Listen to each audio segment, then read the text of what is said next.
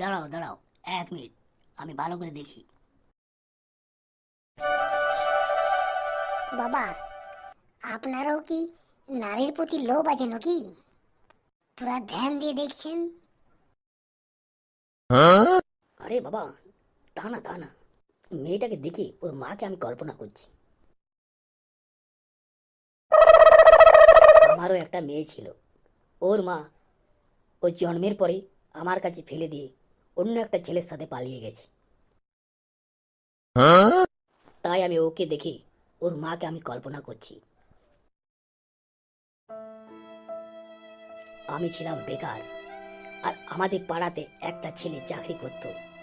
সেই ছেলেটার সাথে অবৈধ প্রেম করে আমার বউ আমাকে ছেড়ে পালিয়ে গেছে। তাই আজ আমি সাধু হয়ে গেছি বাবা, সাধু হয়ে গেছি।